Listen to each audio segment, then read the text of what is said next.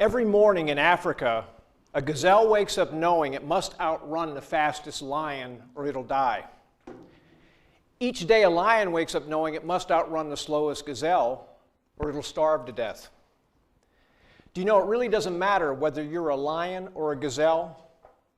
When the sun comes up, you had better be running. The words I just recited are on a plaque, and interestingly enough, that plaque is in the hallway in the Walmart headquarters right outside Sam Walton's old office.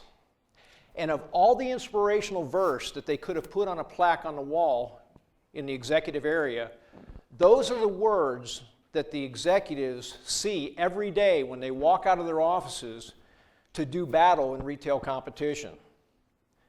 I was fortunate to have the chance to work with Sam Walton. And it turned out that Sam did give me that nickname Bergdahl, Cindy. And I'd be remiss if I didn't tell you how I got the nickname Bergdahl. And I'm talking about B-I-R-D-D-A-W-G, Bergdahl, a southern bird dog. I went up to Bentonville, Arkansas on a Saturday, and I was working at the time, I worked for PepsiCo's Frito-Lay division. And I went up to interview with a cast of thousands for a job in the headquarters in Bentonville, Arkansas. I was living in Dallas at the time, living large in Dallas. And I thought, I'll go up there as a courtesy interview, but there's no way I'm going to leave Dallas, Texas to go to Bentonville, Arkansas.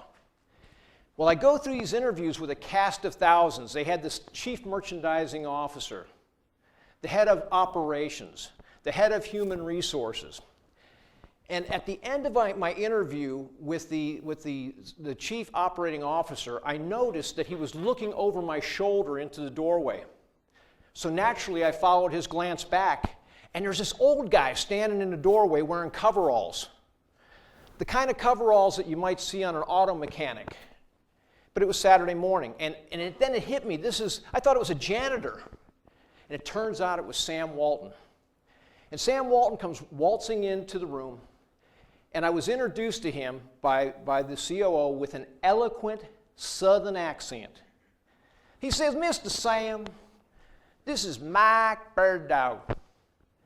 And Sam Walton looks at me with the strangest look on his face, and he goes, "Bergdahl?" It's a B-I-R-D-D-A-W-G, Bergdahl. And for just a moment, I didn't know whether that was a good thing or a bad thing to be referred to as Bergdahl by Sam Walton. But as it turns out, it was a good thing, because Sam Walton was a prolific bird hunter. And he had a bird hunting license in Oklahoma, Kansas, Missouri, and Arkansas, so he could hunt birds all year round. And he owned a pack of hunting dogs.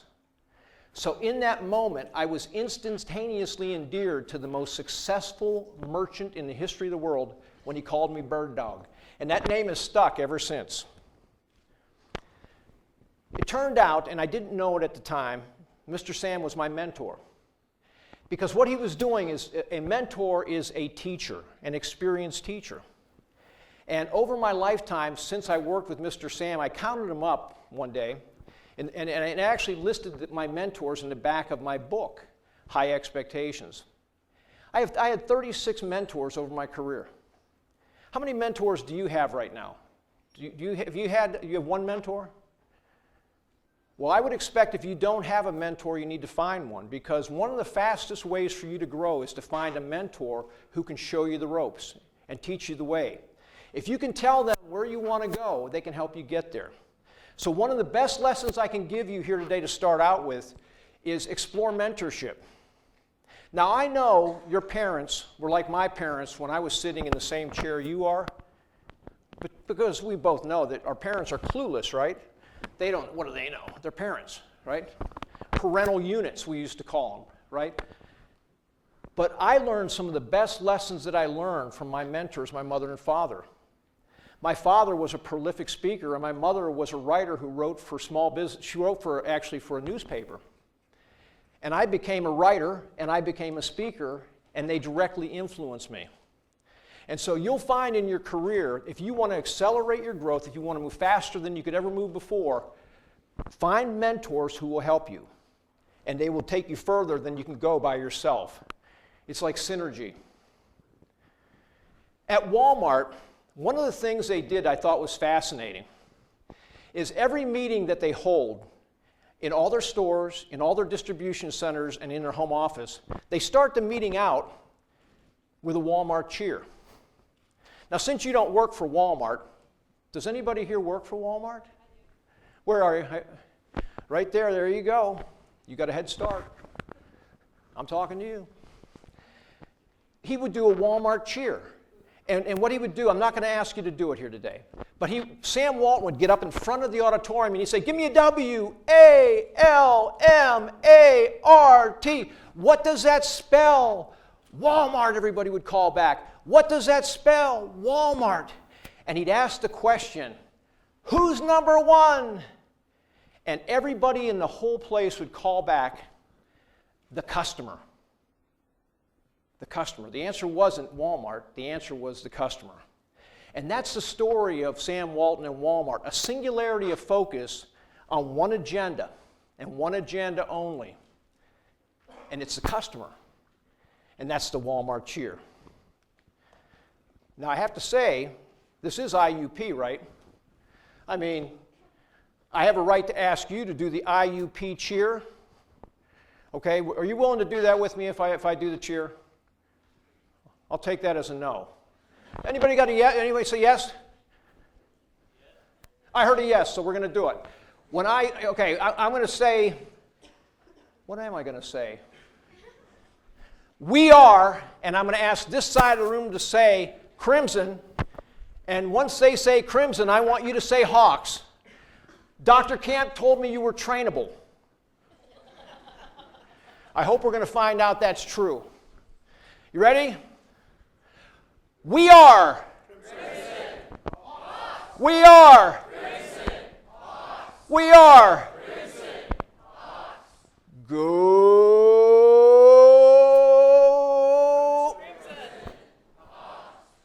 Oh man, that my daughter told me that was going to be lame, right? And that was lame on my part, and I apologize. That was weak, man. I thought I would do that anyhow. But someone said I could also go IUP, IUP. And is that a cheer that you use here?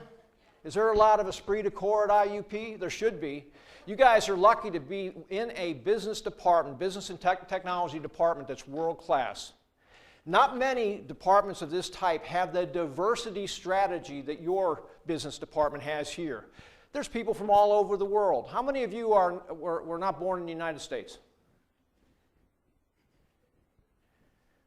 Good for you. Well, welcome. We're glad to have you here. And I hope to see you when I come to your part of the world, as I will in the future. I was so influenced by Sam Walton's mentorship that I ended up writing 4 books that he influenced. And I never planned to do that. It was quite a surprise to me that I ended up writing these 4 books. One is about the 7 strategies of Walmart. One is about the 10 tactics that he followed to be successful. Another is about leadership, and the other one is about achieving your full potential.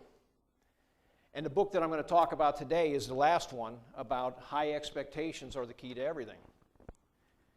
Sam Walton was the most unusual leader that I ever met, and you could characterize what he did. He was a high achiever.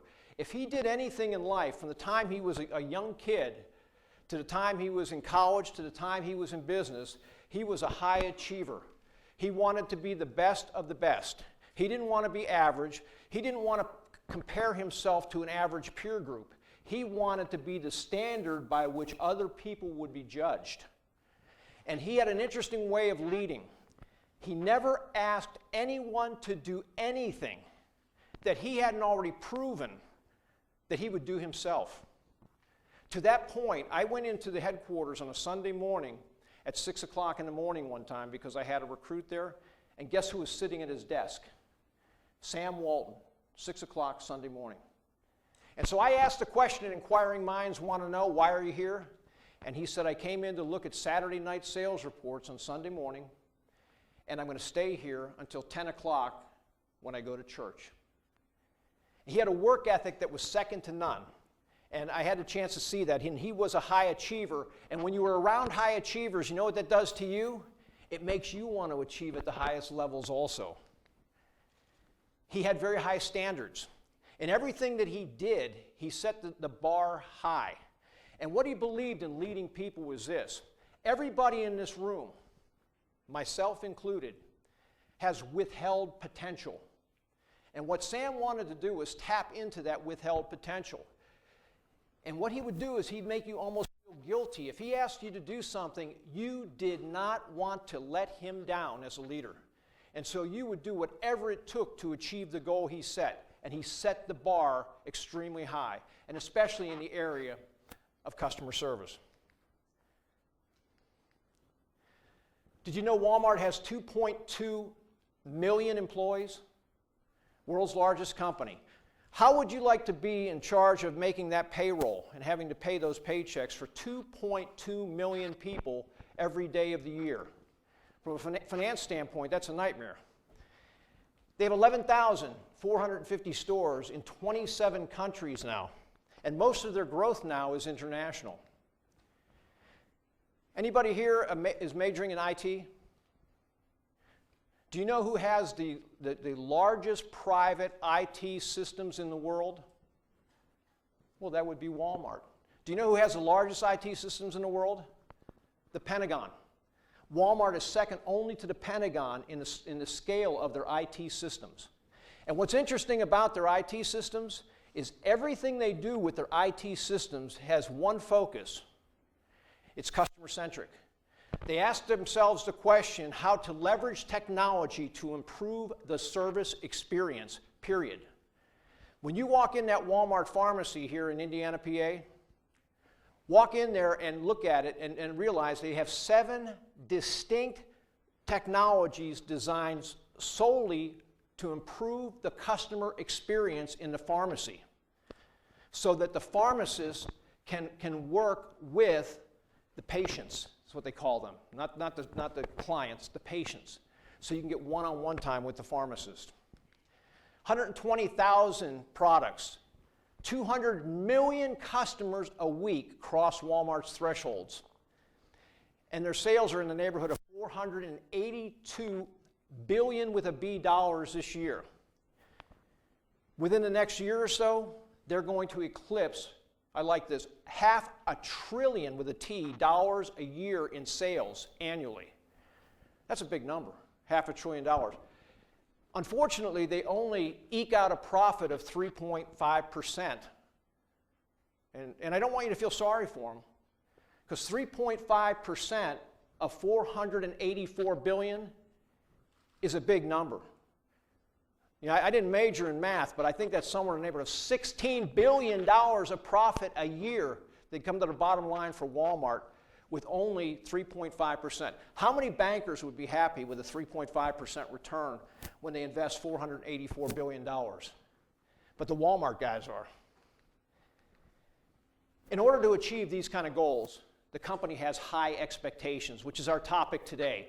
I'm going to talk about high expectations are the key to everything. And what Sam did is he instilled this in each and every one of us.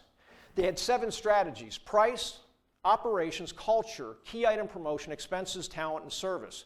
And some will ask, which of those strategies was the most important? And if Sam were standing right here, he would say, all of them. There isn't one strategy that's less important than the others, because all 7 strategies are interconnected in order to satisfy the customer. And of course, HEATKTE it's a pseudo-American Indian word. I won't tell you the exact story behind how it came to be, but HEATKTE. Say that after me. HEATKTE. HEATKTE. That's a pseudo-American Indian word. It's a new one for your vocabulary. I hope it ends up in one of those urban dictionaries, you know, HEATKTE. If you would, put it in and put my name with it if you can figure out how to do that. I'd like that, but attribute it to Sam Walton. So what I'm going to talk about today in the limited time that we have is I'm going to talk about high expectations are the key to everything. And what I'm going to do is I'm going to talk in terms of these areas. And the most important part of what I'm going to talk about is this. The presentation today is how to bring out the best in you. Because you see, you've got a tremendous start here. This is an outstanding opportunity you have here. But I'm going to talk to you about some ideas that you can use to bring out the best in you.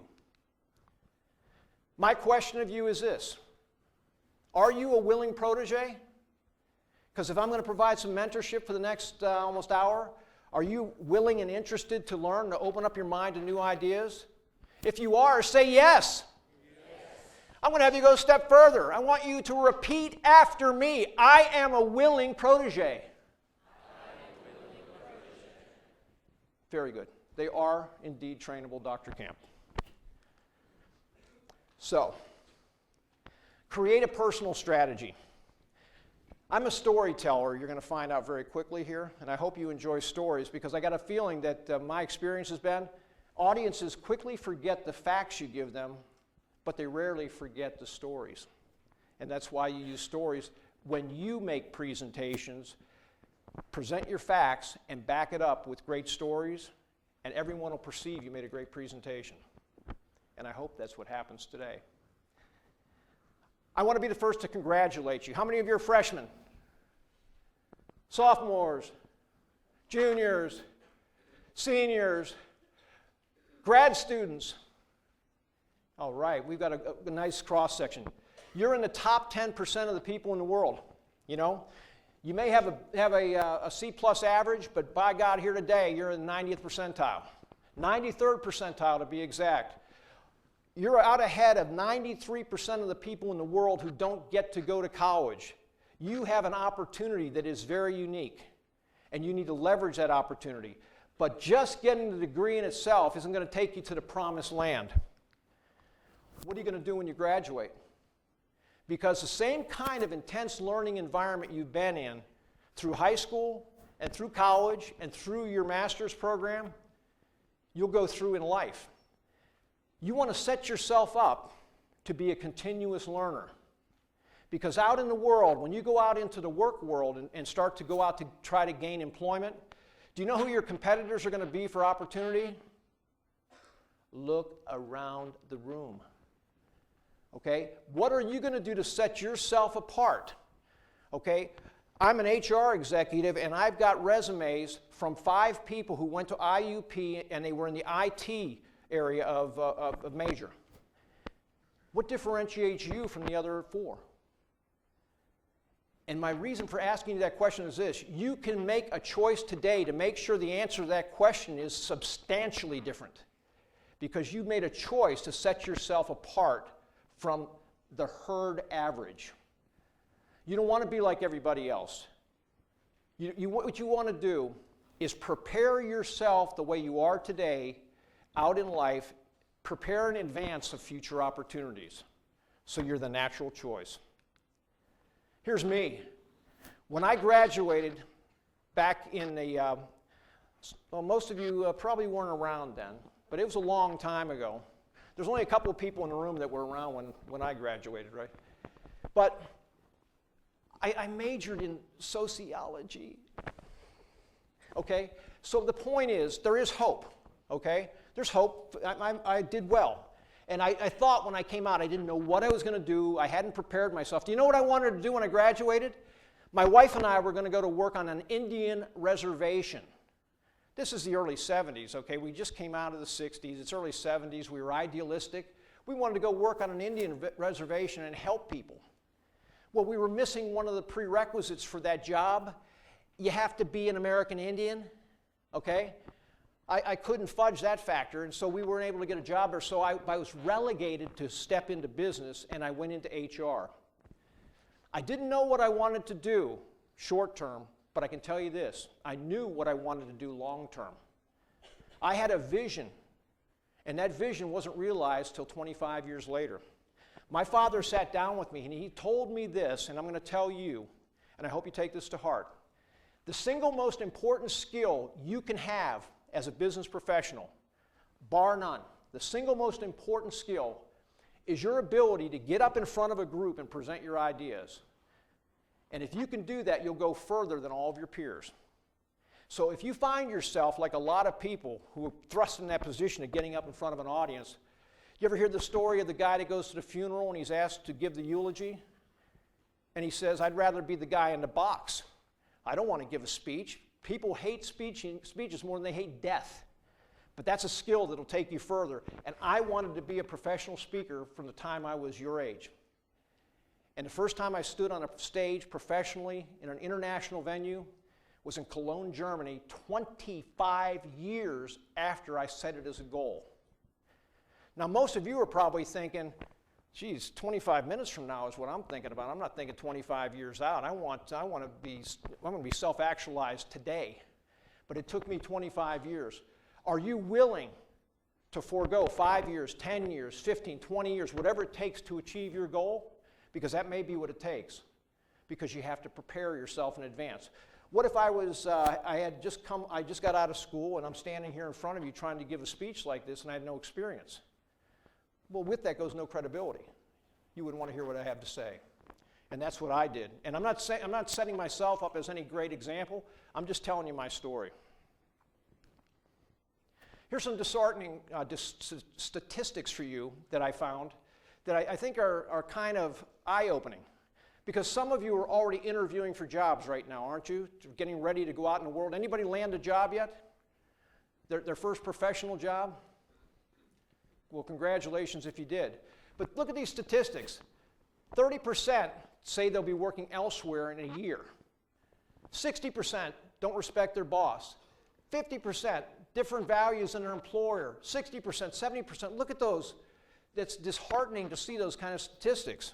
And the reality is that they say that many millennials will go out into the work world and they may have as many as a dozen different jobs by the time they're 30. So what kind of a career path are you going to be on? How are you going to develop a strategy to plan your career if that's the case? My father worked for the same company cradle to grave. From the time he started his career till the time he finished, he was in the same company. He was with Alcoa Aluminum Company down in Pittsburgh. You passed him probably at the parking garage. And then, in my case, I worked for 6 companies in my career. You may end up working for many more than that. And what that means to you is this. You have to take control and plan your own future. You've got to go from your education here at IUP and start thinking, where is this taking me? Where does this job lead me? Why am I even considering interviewing for this job? Does this fit into my long-term plan? And you've got to develop your own personal career plan, and it's more important today than ever before. Why are so many people changing jobs? Probably social media. You know, you hear about all sorts of job opportunities all the time, and you're sitting at your desk working in corporate America, and you're a little bit unhappy, and you respond in 3 seconds to a job opportunity, and you make a move. So keep that in mind, and that's going to be one of the challenges you face going forward is developing your own plan. The greatest secret to success, is anybody interested in knowing what that is? I can pass this section if you're not interested. The greatest secret to success is this. What you think about most of the time is what you will become. I thought about becoming a professional speaker for 25 years, every day. And I put plans in place to accomplish that goal. And what I thought about most of the time is what I achieved. If you want to be a chief merchandising officer, a head of finance, a CEO, a head of IT, what you think about most of the time is what you become. And once you have that goal in your mind, you think about every step in between. Go to the end and work backwards. What experience do I have to get to here? And then start orchestrating your plan to allow you to achieve that goal. That's what I did. It worked for me, and I don't see any reason why that same kind of strategy couldn't work for everyone in this room. So the question is, what's your plan? Whatever that plan is, there's 14 two-letter words that are critical. How many of the people in this room are leaders? Well, I'll tell you this, if there's 450 people in this room, there's 450 leaders. Don't ever think you're not a leader. You're a leader right now, and you have the capacity to lead anytime you choose. And I want you to repeat after me these 14 two-letter words. They are my daughter's, they're her personal mantra. And they'll lead you down the path to more success and answer more questions for you when you hit crossroads. What should I do?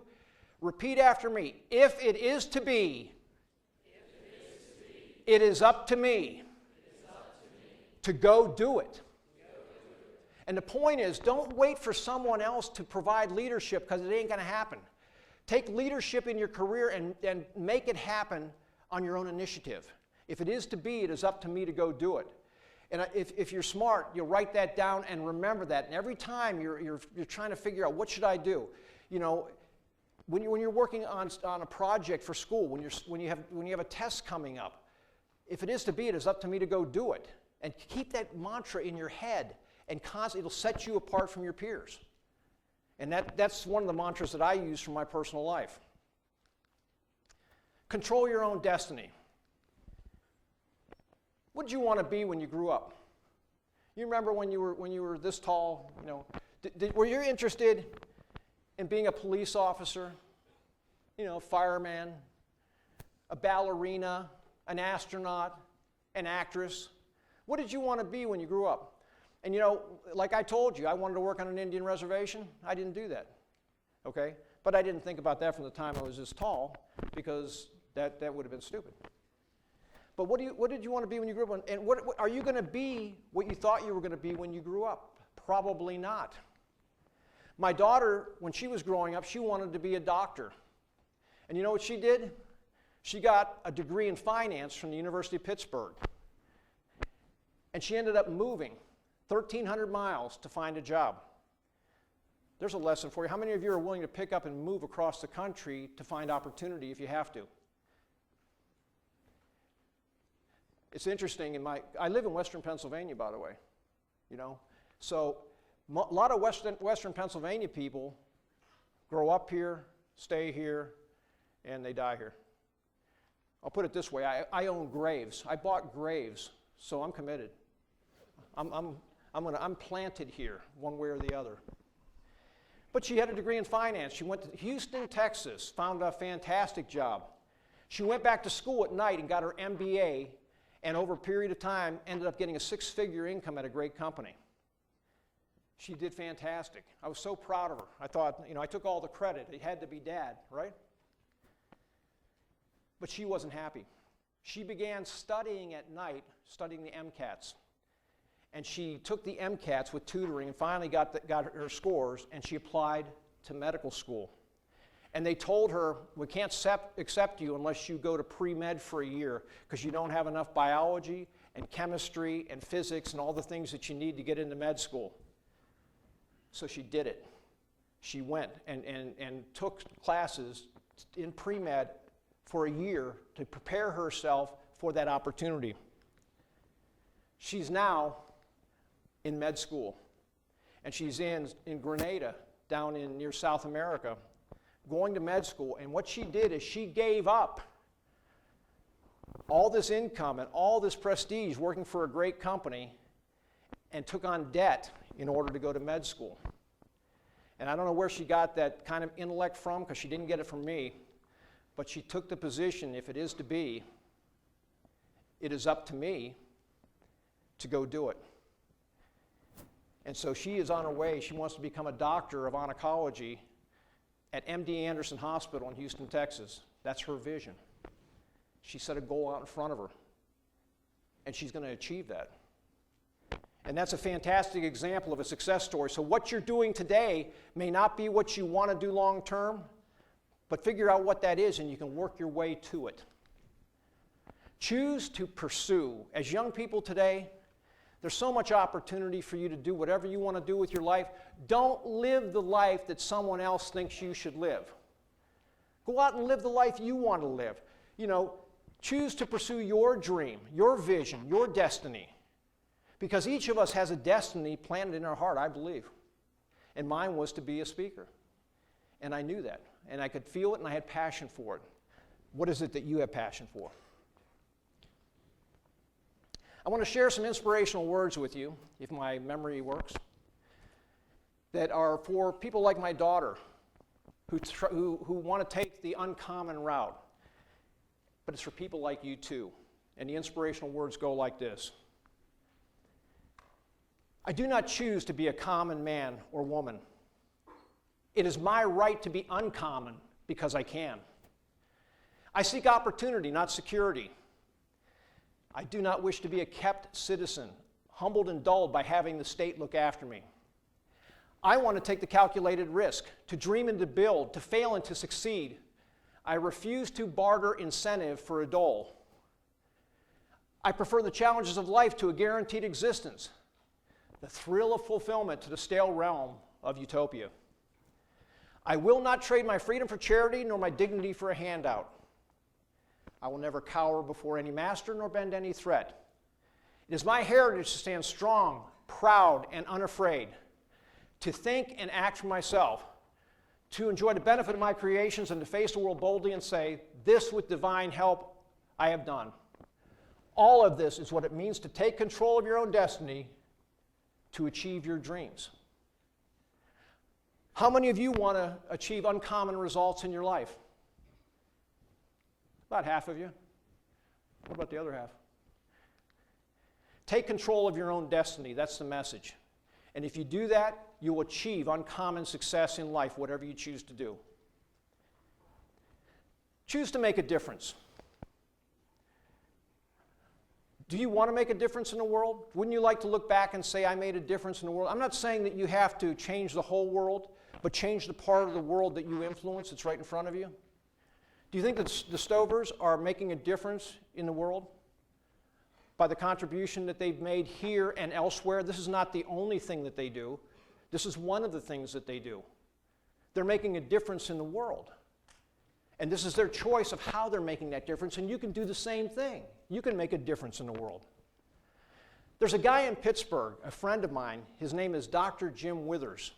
And Dr. Jim was a guy who wanted to make a difference in the world. And he's a teaching professional at UPMC.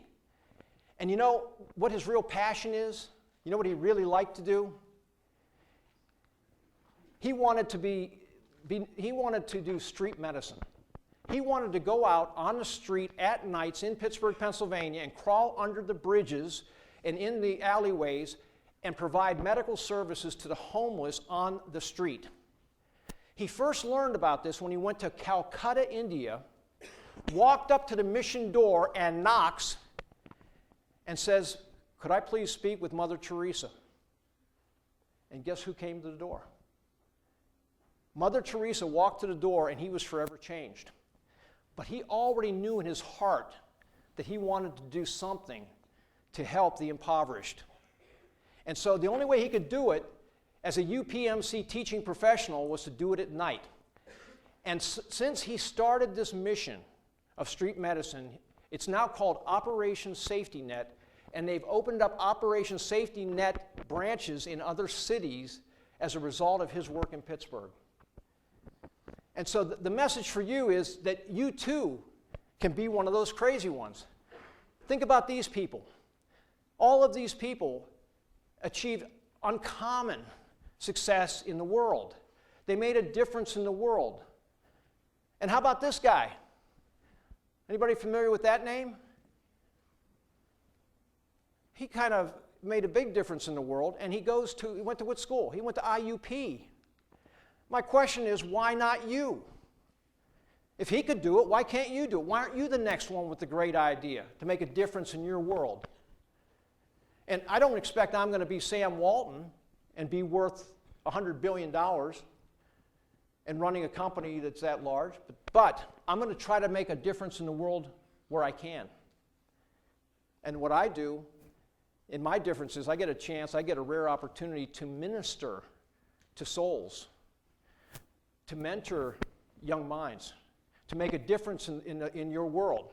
And I hope that when you correspond with me in the future, because I am going to be your mentor, right?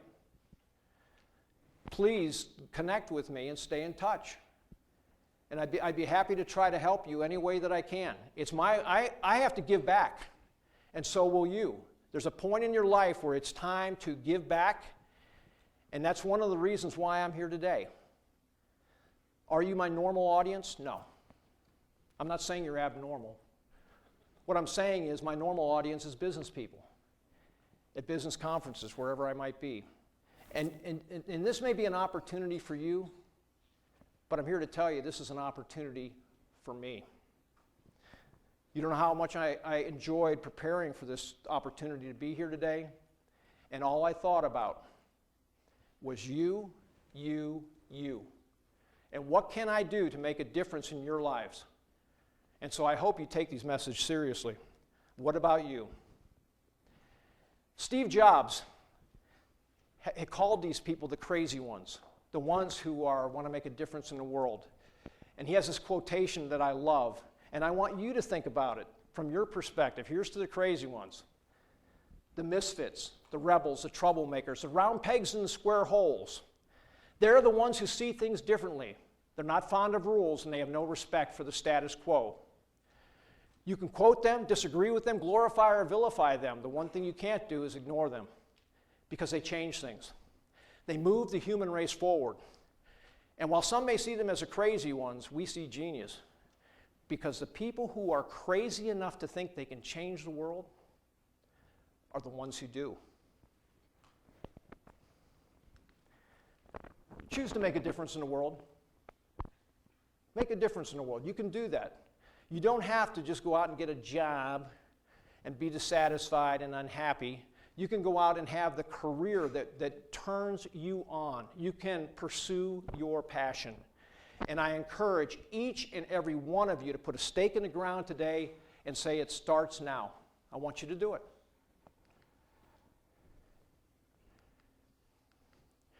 Overcome your fears. What are you afraid of? We all have fears. My fear is heights. I have this tremendous fear of heights, right? So I go to Sydney, Australia. And I've been to Sydney, Australia multiple times. And if you go to the harbor in Sydney, there it is. You see the Opera House. And across the bay is the Harbor Bridge. And that Harbor Bridge has an interesting feature. They have a tour, a walking tour, where you can walk up over the top of the bridge 400 feet above the water. Every trip I've been to Australia, I thought about the reasons why I couldn't go up on the bridge. I made excuses why I couldn't do it. You know why? I was afraid. I'm afraid of heights. I can't go up there. So this particular trip, my hotel room's not ready. I leave my bags at the hotel and I walk straight to the office to where they can get on the Harbor Bridge tour. I get on the next tour and I get in line. And I'm nervous because I don't like heights. And they put a 12-year-old girl right behind me. So now, what am I going to do? I'm going to act like I'm scared and I got a 12-year-old girl right behind me who's having the time of her life. So we go up the Harbor Bridge and I'm like, oh God, here we go. And I get up to the top and I discovered something interesting. I didn't have a fear of heights. I had a fear of falling. And once they convinced me that there was no way to fall, I had the best time of my life going up there. And when I left, I took something with me that was more important than the Harbor Bridge tour. I confronted a fear. And the question is, what are you afraid of? Are you afraid of these kind of things? Well, we're all afraid of zombies. Okay, that's a given, right? But the most paralyzing fears of all, for business people, for business majors, for people who are in your seats, are things like fear of change, fear of taking risks, and fear of the unknown. But you know the single biggest fear that business people have is this one that I talked about a moment ago, is glossophobia. And glossophobia is the fear of public speaking. And I'm going to tell you a story that is really inspirational. I met a lady in the Dale Carnegie speaking class, and her name was Mary. And all of us had to get up that first night and give a 2-minute speech. And I went up and did my 2-minute speech. There was nothing to it. And everybody had to do a 2-minute speech just to introduce themselves to the group. There were about 25 of us in the room. A large enough number to make you a little bit nervous about getting up in front of a group if you're not used to speaking. Mary walks up in the front of the room, and it was pretty amazing. And she stood in the middle of the room, and she opened her mouth, and nothing came out. She stood there, and tears started to run down her face. And she stood there, and the instructor would not let her off the hook. And we sat there and we suffered right along with Mary. And I thought, oh my God, he finally stepped in and let her go and said, we'll talk to you after class. I thought I'd never see Mary again. You know what she did? She came back every class for 14 weeks, and at the end of the 14 weeks, she received the award for Most Improved Speaker. And I asked her the question, how did you ever come back after that? That was embarrassing, standing there with your mouth open. And she said that throughout her life, she had a paralyzing fear of speaking. And she was bound and determined to confront that fear. And so she did. And she said, as painful as that was, that's what she did. And I learned along the way, like climbing the Harbor Bridge and seeing Mary do what she did in front of that group. Each and every one of us has fears, real and unreal, that we need to confront in order to move forward. And if you don't confront those fears, they will forever hold you back. Forever. And you can watch your peers bypass you. You have to confront your fears, and you'll find out that when you finally do that, you made them bigger than life. They weren't as big as what you thought they were. And the reality is, in business, you're going to have to confront fear many times along the way as a business person, and you're going to have courage of conviction, and you're going to have to be able to stand your ground. And when you're afraid is a scary time in business. But I'll tell you this, you'll learn more in those moments than you'll learn any other way. So I want you to confront those fears. I'll share some words of inspiration with you now called Our Deepest Fear. And this is for you. And I want you to, I hope that you find these inspiring, as inspiring as they are difficult for me to remember. It goes like this. Our deepest fear is not that we are inadequate. Our deepest fear is that we are powerful beyond measure. It is our light, not our darkness, that most frightens us. We ask ourselves, who am I to be brilliant, gorgeous, talented, fabulous? Actually, who are you not to be? You are a child of divine making. Your playing small does not serve the world. There's nothing enlightened about shrinking so other people won't feel insecure around you. We are all meant to shine as children do. We are born to make manifest the glory of our unique purpose, which is embedded deep inside. It's not just in some of us, it's in everyone. And as we let our own light shine, we unconsciously give other people permission to do the same.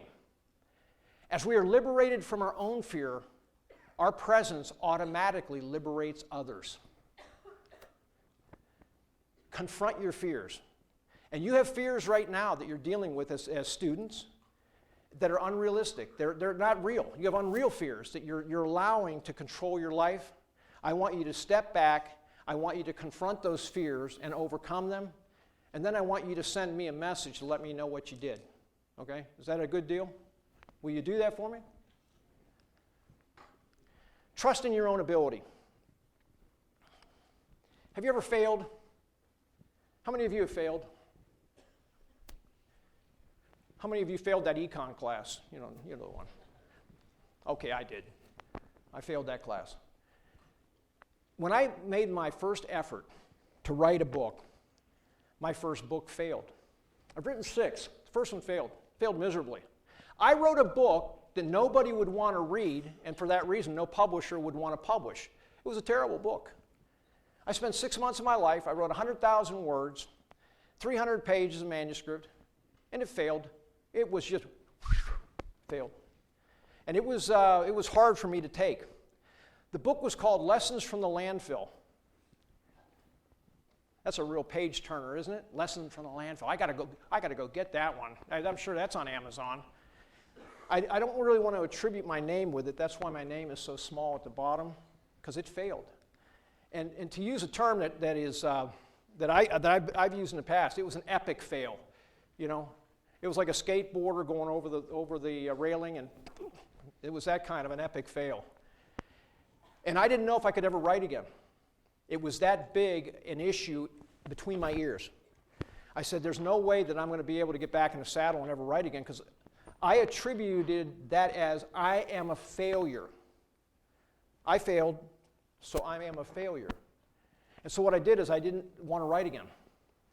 My literary agent said to me, he said, I think you're onto something. I think you can write. And he said, I think what you need to write about is what you know, which is Walmart. And I said to Sam, I said, Sam, I don't think I can do it.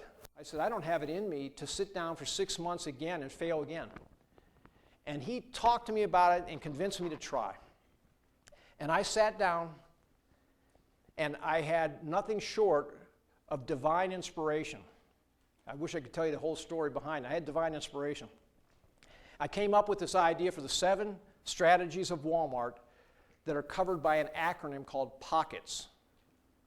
And it was while I was sitting, I was set up in my office in the basement, and I'm sitting there and I'm kind of playing with ideas.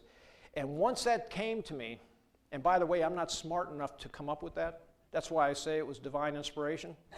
When it happened, I now had a framework for writing the book, which I did. And it was an incredible experience. I hit something here, I think. There it goes.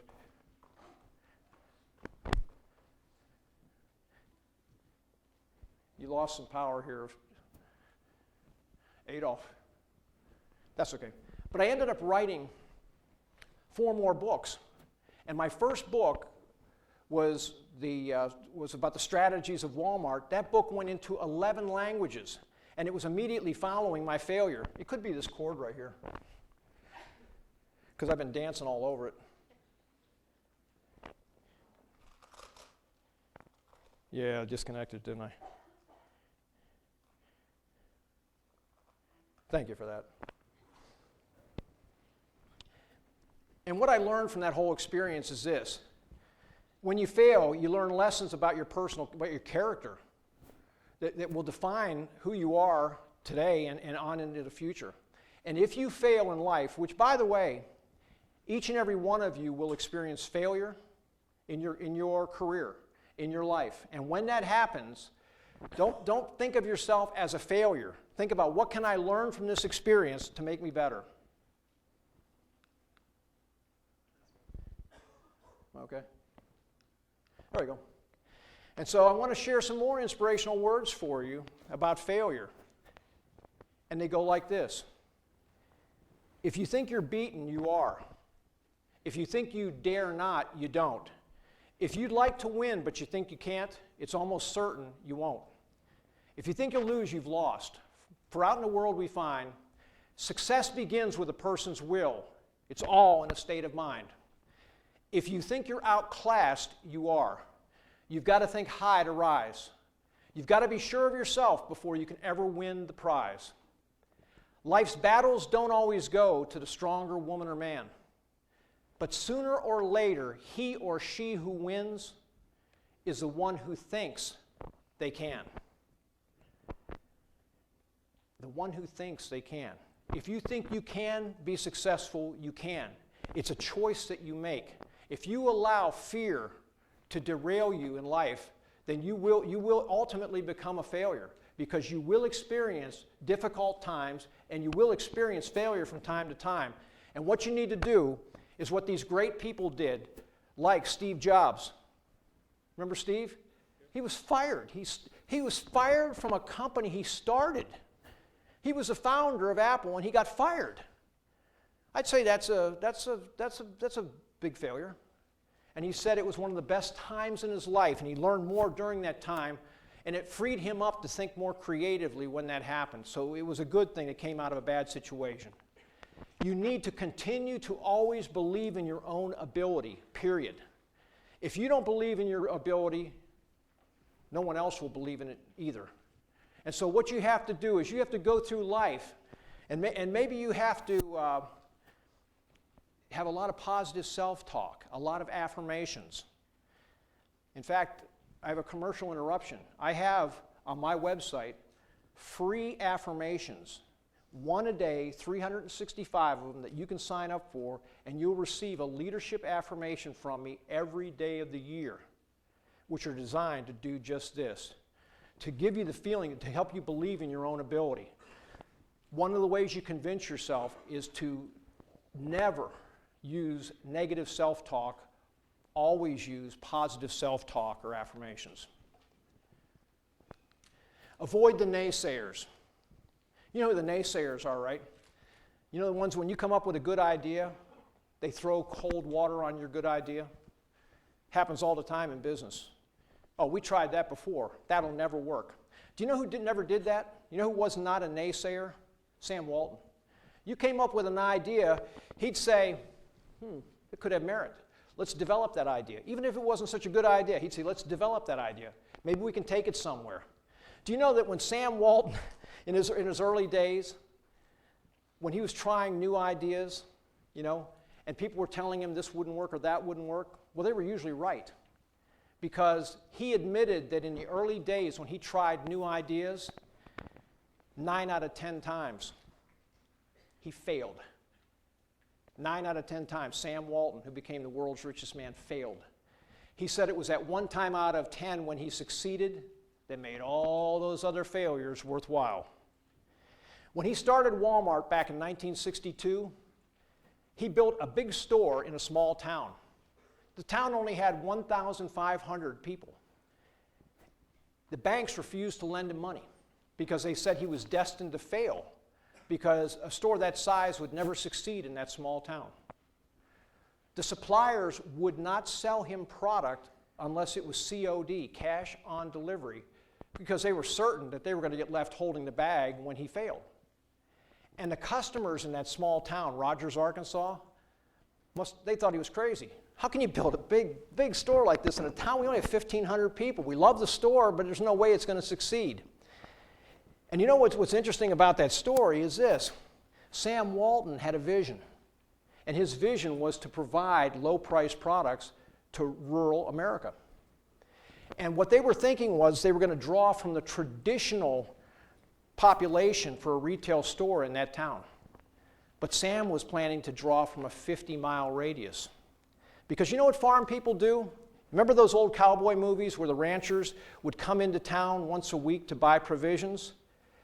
That mentality still exists in rural America. They come into the city, and he set his stores up so they'd come into his store on Saturdays and buy provisions and then go back out to the farm.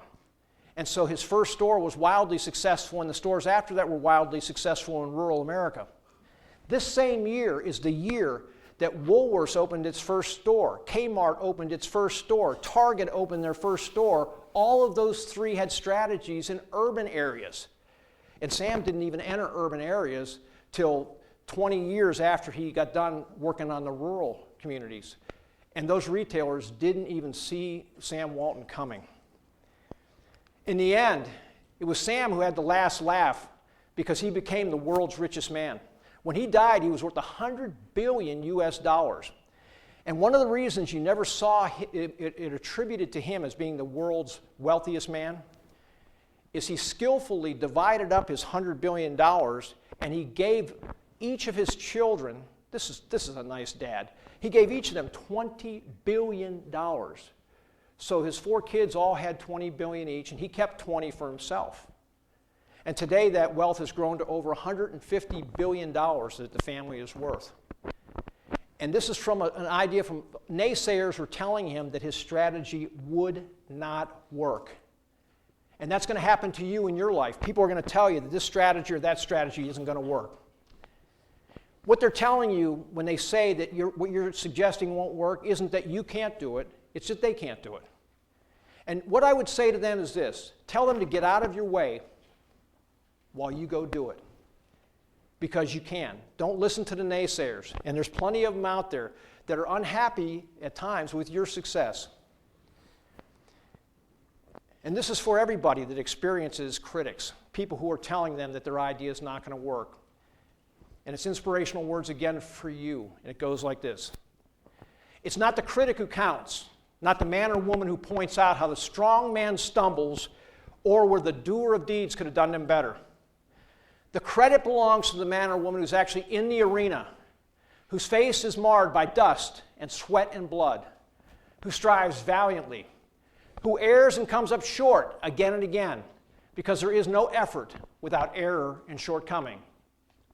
But it is the man or woman who actually strives to do the deeds, who knows the great enthusiasms, the great devotions, who spends himself or herself in a worthy cause, who at the best knows in the end the triumph of high achievement, and who at the worst, if they fail, at least fail while daring greatly.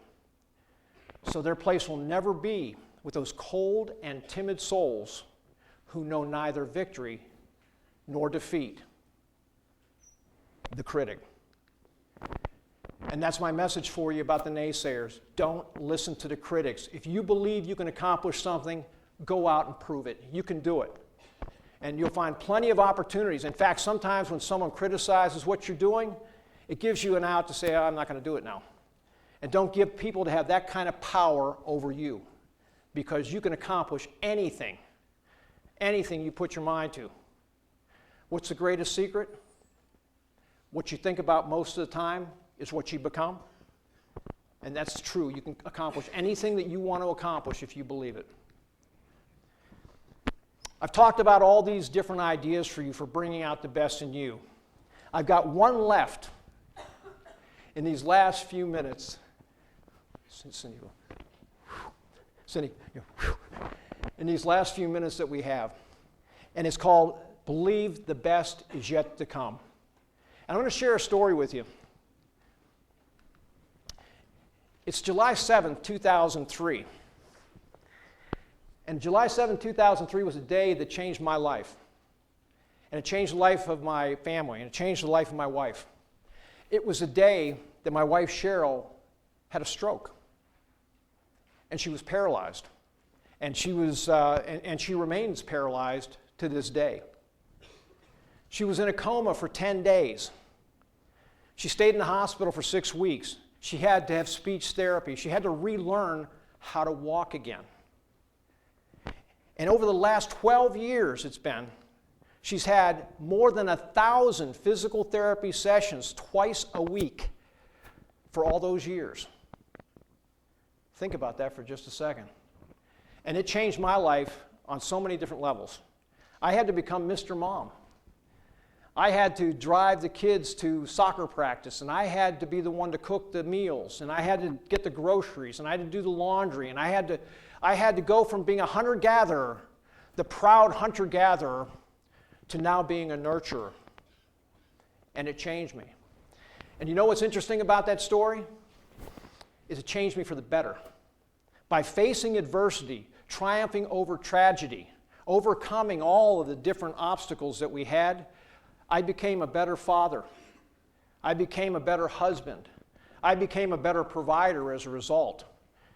I didn't know what I wasn't contributing. I was an absentee father even when I was in the house because I was the hunter-gatherer. I wasn't connected to my own family, and it forced me to do that. And my wife is still paralyzed to this day. Her great love is travel. And one of the trips that I made, I had a chance to go to Beijing, China. And while we were on that trip, I took her along, and we were going to see the Great Wall. So what we do is we go and get a tour guide to take us out to the Great Wall, and they drop us off in this little town, and there's no Great Wall, because the Great Wall is up on top of the mountain. Well, my wife is in a wheelchair. There's no way that we're going to go up to the top of the mountain with her in a wheelchair on a road that's made of cobblestones which were laid out 1,000 years ago. There's no way it's going to happen. And so she says to me, I want you to go ahead and go on up there and take some pictures of the Great Wall and come back. And I looked her in the eye and I said, if you can't do it, I'm not going to do it. We traveled halfway around the world to see the Great Wall of China, and we're not going to go. And we noticed in this little town there were guys with rickshaws. And through my interpreter, I said, why don't you ask one of them if they would be willing to pull Cheryl up the mountain? And this guy says, I'd be willing to do it if you'll hire 2 of my buddies to push because the mountain was so steep. So we throw her wheelchair across the handlebars and they pull her up the mountain. We get to the top. There's no Great Wall. It turns out that it's somewhat of a tourist attraction. They had gondolas set up with cable cars running across the valley up to the Great Wall. But the platform is 3 stories up, steep stairs, and there's no way to get her up there. So again, we used ingenuity, and each of us grabbed a corner of her wheelchair, and we hauled her up to the platform for the gondola cars and off to the Great Wall. I want to, in your life, you're going to face obstacles to your success. You're going to face, when you're trying to reach life's summit in your life, you're going to have similar kinds of things happen to you. And when that happens, I want you to think about these words of inspiration. They're the last words of inspiration I'm going to share with you today. And they go like this. When things go wrong, as they sometimes will, when the path you're walking seems all uphill, when the funds are low and the debts are high, and you want to smile but you seem to sigh, when care is pressing you down a bit, rest if you must, but don't you quit. Life seems strange with its twists and turns, yet every one of us eventually learns that many a failure would turn about, and we could have won had we stuck it out. Don't give up though your pace seems slow. You might succeed with just one more blow. Often the goal is much nearer than it might seem to the faltering woman or man. You see, often the victor's given up when they might have captured the winner's cup, to later learn as the night slips down how close they were to the winner's crown. Success is failure turned inside out. It's a silver tint of the clouds of doubt. And you never can tell how close you are. It may be near when it seems so far. So stick to the fight when you're the hardest hit. It's when things seem the worst that you mustn't quit.